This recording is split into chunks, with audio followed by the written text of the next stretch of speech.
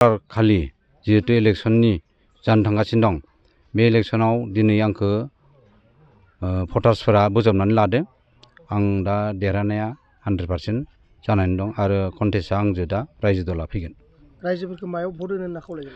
आं दा रायजोफोरखौ आंनि थेला सावगारियाव निजेनि बेसेन गोसा भटखौ होनानै आंखौ देरहासार होनानै रायजोनि खामानि मावनो थुलुंगा होयो। आं बेखौनो रायजोफोरखौ खावलायो। मा सावगारि नोंथांनि? आंनिया थेला सावगारि।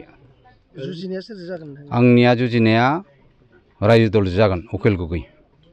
ओरैनो केन्डिडेटआ अन्जन तालुकदार। गोबां सम नोंथाङा केम्पेइन खालामबाय, माबायदि अनसायनाय मोनदों रायजोफोर? दाथ' आङो गोबां केम्पिं खालामनानै मोनबाय दे रायजोफोरा आंखौ भटार्सफोरा माने बोजबनानै लादो आरो आं जि गामियाव थांदों केम्पिं खालामनो बेयावनो रायजोफोरा आंखौ दले नोगोरै बरायदों।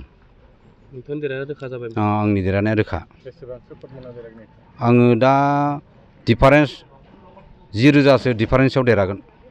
रायजोनि माबायदि हाबा मावलांनो होननानै? आं दा रायजोनि आंनि इन्डिपेन्डेन्स उदां बिजाथि हिसाबै गसंनायानो जाबाय आं रायजोनि मोजां खामानि मावलांनो दिनै आङो इन्डिपेन्डेन्स हिसाबै गसंदो। लाइमोनफोरनि थाखाय मा खालामनांगौ? आं लाइमोन जुबकफोरनि थाखाय बेखार सेंग्रा सिख्लाफोरनि थाखाय आङो मोजां खामानि मावलांगोन। गोबां हारि माहारि नोंथांनि न'खराव लोब लोब फैदो, बिथांमोनहा अनसायदों नामा नोंथां? बिथांमोनाथ' आंखौ दिनै मोजां मोननायखायसो आंनि न'आव फैनानै आंखौ बरायफैदो।